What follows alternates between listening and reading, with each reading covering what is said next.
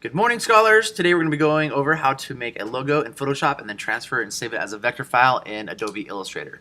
So the first thing you're going to do is you're going to go to File, New. You're going to set your parameters. You're going to title it Logo, your initials, the date, 10/25/2016. And you can set the width 2 inches by 2 inches, or approximately those inches.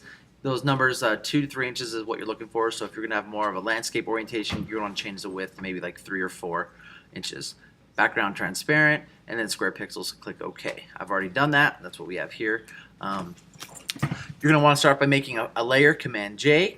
We're going to be working with several different layers today. The first thing I'm going to do is I'm going to go over here and I'm going to grab my square Marquee tool, and I'm going to bring it over here. And I want to draw essentially just a square, and I want to kind of keep things symmetrical as best I can. So let's see here. We're going to go approximately, let's go about, I want to use these pixels as kind of guides. And I'm going to be creating a rectangle actually, so something in the shape of, and I know that I'm 3 pixels from the edge, so I'm going to match that as best I can. Alright, then I'm going to right click and I'm going to click Fill. I'm going to fill it with some black. Alright, then I'm going to hit Command D. Now what I want to do is I want to create kind of a border here. So I'm going to use this again. I'm going to use that rectangular marquee tool. I'm going to use the edges of that X.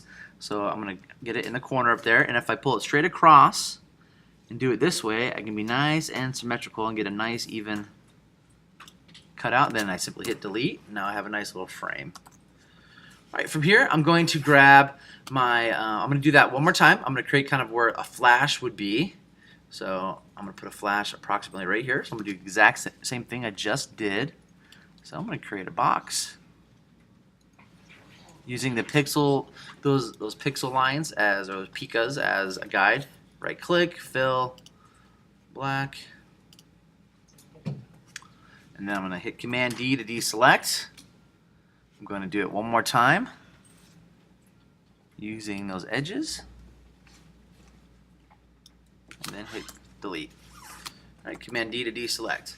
Now what I'm going to do is I'm going to kind of use the eraser tool here, and I want to get a nice big hard edge circle. Oop, too big. Command Z to go backwards. And we must be really big. There we go. And I want to kind of delete the outside of the box here. And now I'm going to grab the paintbrush tool. So I want to take note, I'm at 400 pixels right now for my eraser. So I'm going to be making one about 350 here in a second with a paintbrush, another circle. Again, another hard edge circle. And I want to change this to 350.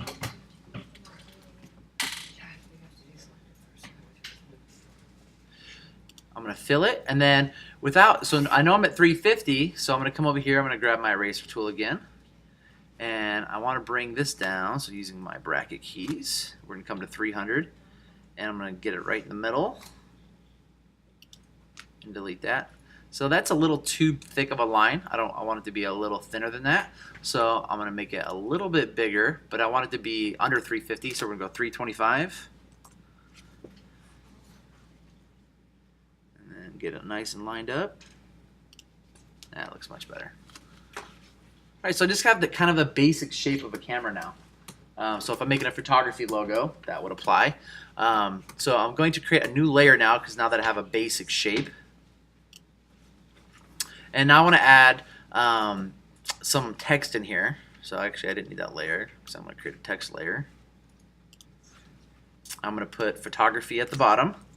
Remember, one of the things we talked about was have the type of text. You know, your font, your typography is super important. So make sure you choose something that's not common.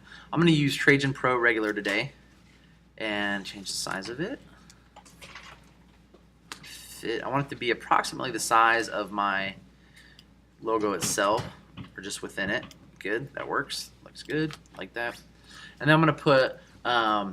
My company's name is Cyril Media, but today, for now, I'm just going to put a JB in here, and I want it to kind of be inside of the lens. So let me show you how to do that. So again, I'm going to grab this.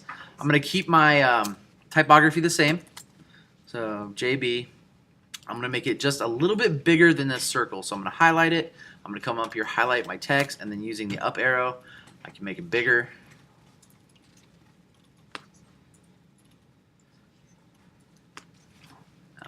I'll probably readjust that here in a second. I want it to fit inside of that. And I actually want it to bleed out just a little bit. I'm going to go a little bigger here.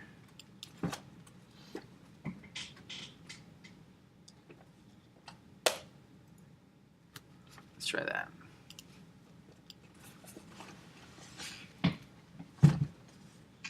Actually kind of like that. I think I'm going to stick with that right there. Good.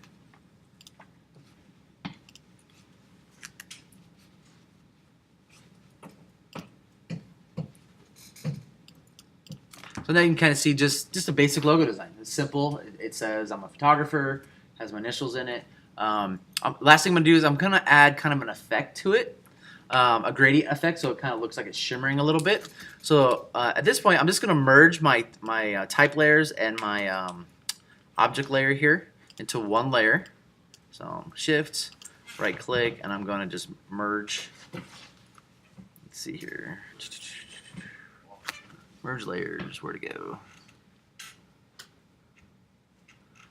First thing I do is raditize the type. And now it should allow me to merge. Yep, there we go. All right. So on this layer here, I'm going to right click and on the layer panel here. It's going to bring up my layer styles action. So the first thing I want to do is I want to add just kind of a gradient overlay to it. That's a little too light, so let's clean that up a little bit. Let's see, linear. And let's change the color. Let's go with a black.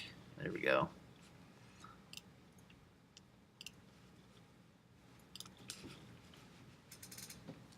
Let's put the black on the left. So I simply just got to go in here and just change the angle of it. There you go. So now it kind of goes from a dark to a light, which is kind of cool. And if you want to see what's behind it, so I have this layer 1 here, I can simply just fill that. So I'm just going to hit Option Delete, fill it with black, and that's kind of what it looks like. Don't like how it's too black here, so maybe let's go with a different color. Blue. I like blue. Let's go with blue today. So I'm just gonna go over here to blue. Option Delete. Nope, didn't let me do it. Try it again. Nice cobalt. Delete. There we go. Cool. So now you can really see it kind of pops out there a little bit. I don't think blue works very well here, but looks good. So I could send it over to Illustrator like this, but I'm going to send it over with no background for now. And I'm just going to simply turn this off. And now I'm going to save this as a Photoshop file. So you already named it, so just go to Save As, and then you're going to put it somewhere where you can find it. So preferably your thumb drive, if not, just throw it on the desktop. Just know that it might get deleted soon. So once it's saved as a Photoshop document, you're just going to pop over to Illustrator, and now it should say Illustrator CC, File, Open, or Command O. And let's see here, logo. There it is.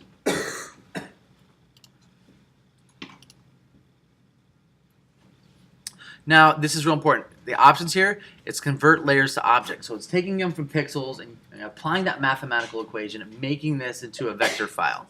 So we click OK. It's going to open it up. And now I have a nice vector file I can use anywhere that I want.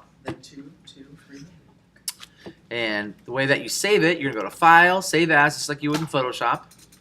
And then right now, this is like a PSD, a Photoshop document, but this is an Adobe Illustrator document. This isn't usable for what we want to talk about. So you want to make sure that you want to change it to an EPS file. This is a vector file.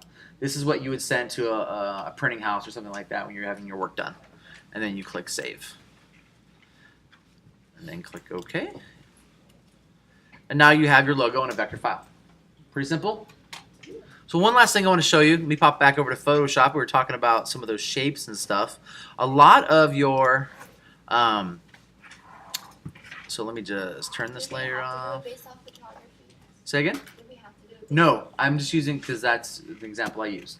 So In your, if you go to your brushes, so B for brushes, and you hit this little drop-down box here, you've been preloaded on there. Most of these computers have a ton of different shapes and brushes already in there. Feel free to go through those catalogs. Here's one that I pulled up for the use of today. So if I wanted to just start with a camera shape, I could have started with something like this. And then if I want to make this my own, so maybe I don't like how that inner ring looks, I could just take that out, or I could tweak it to be my own. I could add patterns in here on the edges.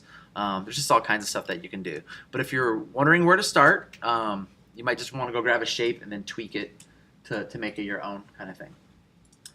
Any questions? Probably when we start. Yes, probably. Okay, so you have the rest of the class period to work on this. So let me turn this off. Have a good day, Scholar.